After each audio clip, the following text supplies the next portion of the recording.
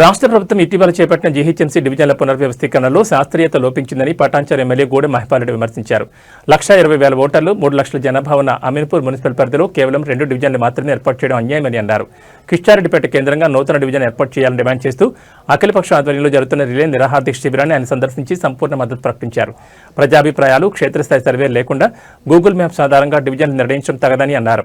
ప్రతి 25 నుంచి 30,000 ఓటర్లకు ఒక డివిజన్ అవసరమని స్పష్టం చేశారు. వెంటనే మరో 2 డివిజన్లు ఏర్పాటు చేయాలని డిమాండ్ చేస్తూ ప్రభుత్వం స్పందించకపోతే సంక్రాంతి తర్వాత కార్యాచరణ ప్రకటించి జీహెచ్ఎంసీ ప్రధాన కార్యాలయాన్ని ముట్టడిస్తామని హెచ్చరించారు. ఈ కార్యక్రమంలో మాజీ ఎంపీపీ దేవానందం, మాజీ వైస్ ఎంపీపీ సత్యనారాయణ, ఆయా గ్రామాల మాజీ ప్రజాప్రతినిధులు, వివిధ పార్టీల నాయకులు, అఖిలపక్ష బృందం సభ్యులు, స్థానిక ప్రజలు భారీ సంఖ్యలో పాల్గొన్నారు.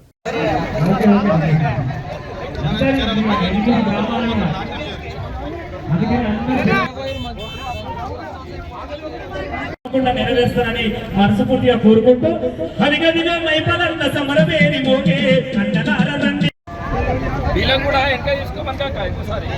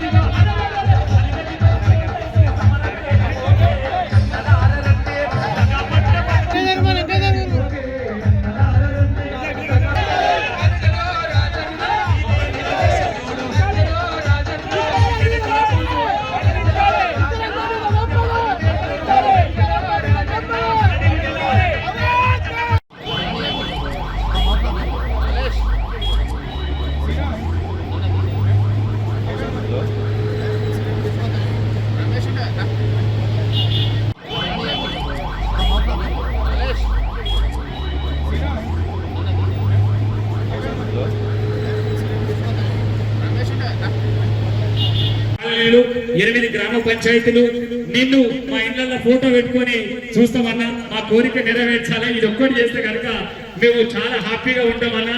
నువ్వు మనసున్న మగానే చేసేటటువంటి వ్యక్తి, మరి ఎమ్మెల్యేగా ఉండి ఒక ముఖ్యమంత్రి. అందరికీ నమస్కారం. ఈరోజు కిష్టారెడ్డిపేట కార్పొరేటర్ కావాలని మన అమీన్పూర్ మున్సిపల్ పరిధిలో ఉన్న గ్రామాలన్నీ గ్రేటర్లో కలవడం, 1,20,000 ఓట్లున్న ఈ మున్సిపాలిటీ గ్రేటర్లో కలిసిన తర్వాత హైదరాబాద్ బల్దియా అందరితో సమానంగా మనకు లెక్క ప్రకారం 4 కార్పొరేటర్లు రావాలి. వాళ్ళు గూగుల్ మ్యాప్ పెట్టుకొని వాళ్ళు డివైడ్ చేయడం జరిగింది. దాన్ని పూర్తిగా ఖండిస్తూ ఈ అమీన్పూర్ మున్సిపాలిటీలో కలిసిన గ్రేటర్ను 4 కార్పొరేటర్లుగా విభజించాలని చెప్పి ప్రభుత్వాన్ని డిమాండ్ చేస్తూ ఉన్నాం. అలాగే ఈ కార్యక్రమంలో 2 రోజుల నుంచి రిలే నిరాహారదీక్ష కూర్చున్న ప్రజాప్రతినిధులందరికీ పేరు పేరున వేదిక పైన ఆశీలైన సోదరిమణులకు, సోదరులకు, దీనికి మద్దతు పలికినటువంటి ఒక ఆల్ పార్టీస్ నాయకులకు, అందరికీ పత్రికా సోదరులకు ధన్యవాదాలు. నేను 2 సార్లు జిహెచ్ఎంసీ కమిషనర్ కలవడం జరిగింది, అలాగే జోనల్ కమిషనర్ కలవడం జరిగింది.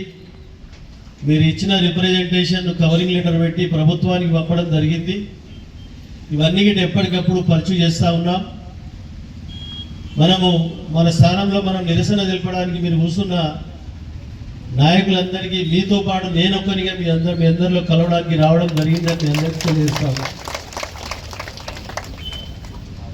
దాంతోపాటు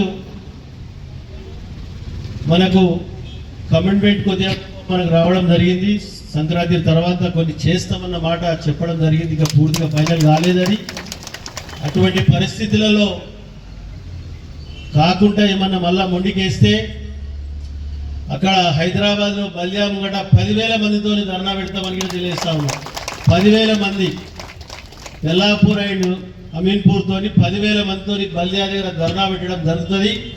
దానికి పూర్తి స్థాయిలో బాధ్యత వహించవలసిన అధికార యంత్రాంగం అంతా తిరిగి రీసర్వే చేసి ఇది 4 కార్పొరేటర్గా విభజించవలసిందిగా మనవి చేస్తా ఉన్నా, డిమాండ్ చేస్తా ఉన్నాం.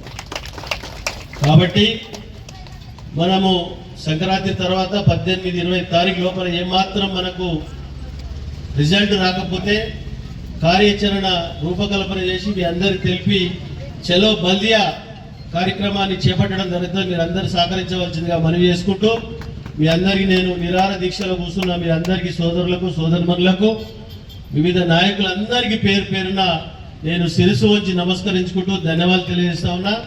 చాలా జాతరలు ఉన్నాయి, అన్ని అటెండ్ చేయాలి కాబట్టి మీ అందరు పర్మిషన్